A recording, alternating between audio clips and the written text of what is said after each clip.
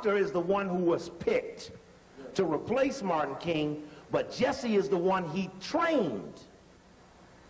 If you had spent all this time on putting him in place, and you ain't got nobody else around Martin. Now, Andy was supposed to be shot with Martin, but Andy wasn't on the balcony. He was on the floor, so he didn't get it. Ralph was inside, so he didn't get it.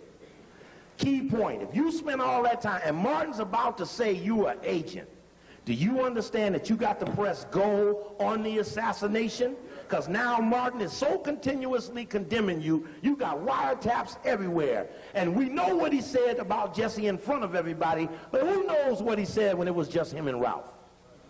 How much more severe was his accusations? Such that if you didn't kill Martin, of white limitations don't run out on murder.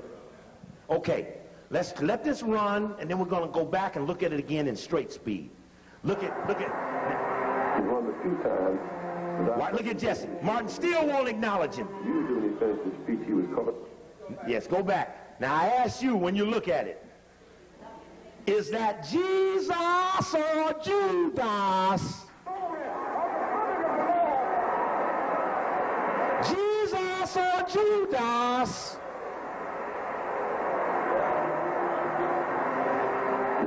Times, and I saw him visibly shaking himself. Nobody would touch him. He was caught up in it. But let it run, let it run, let it run. Now we're on the day of. How he spent the day. Now Jesse done went and told them, look, you better move now. Reteaching not violence. I'm running out of time. This the last song. They brought him on the balcony at 3:06. I said, oh. He was shot with a 30-06. He said, oh no, I called the house and dinner is not until 6. So we are in no hurry. I said, oh my goodness. But by doing that, it gave me the wonderful privilege of spending the last hour of his life in room 306. He and Ralph Abernathy and myself. Then he and I went on the balcony. Ralph was still inside. And he was greeting people he had not seen. I was in the parking lot, and we were suggesting that it was cool, and maybe he ought to go back and take a top coat with him, just in case. I heard him above me. It's my man, Hosea. And we had a limousine. I could touch the limousine, had been loaned to us by one of the local funeral homes.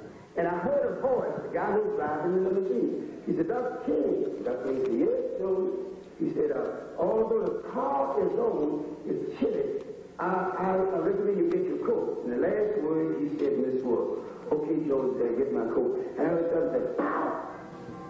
Stop. Oh, stop. Go back. Key point. Let's go back. There's the maid right there we were looking for. There's the cart. Oh. Okay, let's freeze it at the highest point where Jesse's back is in the pit. Right there. Stop. There we go. There's Jesse Jackson. There's the maid.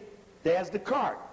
There's the white boy, Lau, L-A-U-E, head of the community strike, a member of the Community Relations Service of the Justice Department, which spies on racial tension. His boss was Roger Wilkins, the nephew of Roy Wilkins.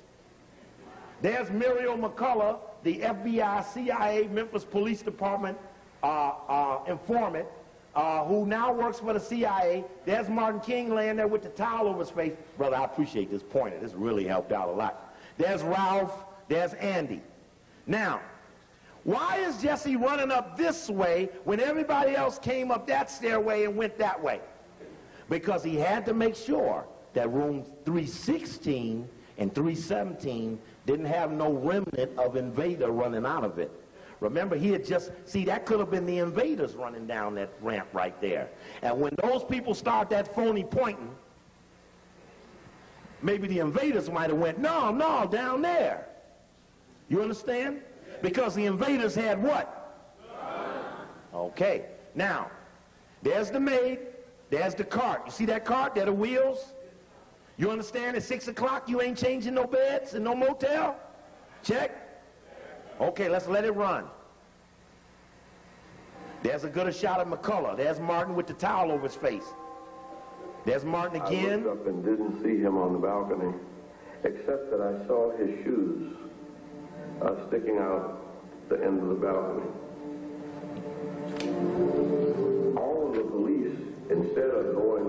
I came from. They were all coming to see what happened. So the picture on the balcony was us trying to say it came from over there. Stop. Stop. There we go. That's good. There's that phony point. There's Jesse's head right there, making sure that he ran up there and gave a phony pointing. Now here's the problem with the people pointing. All of the people pointing were this way, looking up to Martin. The shots came from behind them, whether from the bushes or from the rooming house, it was behind them. Not one single person said they turned around and saw somebody or at the rooming house. Those that even saw anybody, Solomon Jones, Earl Caldwell, New York, saw somebody moving in the bushes. Check? So how is it that those with their back turns suddenly become so definitive on something they didn't even see? You understand? It's not logical that they're primary sources for a focus. Okay, we can turn the lights down. It was a script, right. So, and Andy's recanted his false pointing. And covered him from his neck down. Someone had a towel put to it. Blood was just everywhere. I went out in that yard and I started walking. And all... Now listen how mad he was. All the hatred in my life, which was a lot of hatred, came up in me.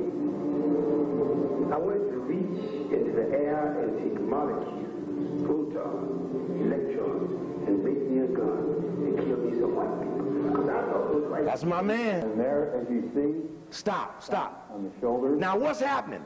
NBC, Meet the Press, the most watched Sunday news program, goes back to this moment that we're out teaching is a point of distrust and evidence of Martin's dislike to Jesse. They go right back to that spot, put him right on Rockefeller's NBC, toss that ball right up and say, Jesse, now when I toss this ball up, I want you to stuff it home. So he puts a circle around Jesse's head and a circle around Martin's head, calls it close, and says, you were one of Martin's closest associates. What did Martin King say to you the night before he died? What's up, Black? Lewis Jackson. What did you say to Dr. King at that moment? Do you recall? Yeah, back it up and get that sound in there.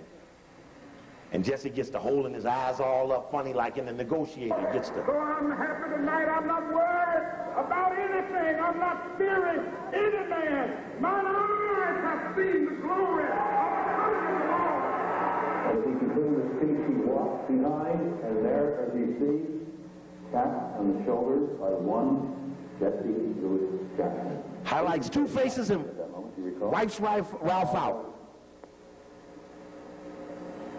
The difference of expression, because I think we were all crying. It's different in that the minister sitting at the right, Reverend Jim Hudson, Reverend Carl Evans, men were crying. It was kind of different. And like we realized he was under this burden, like he had released himself. So he tried not to come to church and speak, and he acted as did come to see. I said, and this was that much with me. And we went together. Stop. And the crowd. What did he say? He said, as you know, it was men crying, Ben Hooks and Billy Kyles.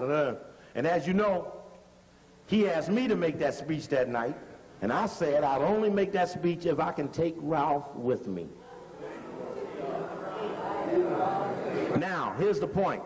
There would be no need to do no stupid stuff like that unless something else was going on that compelled the need to give him a chance to reconstruct history, to protect his face from the faceless people who got the facts. There would be no need to do this. It just wouldn't be a need. Okay, let's go back, let's hear it one more time, and then we'll pull that one out.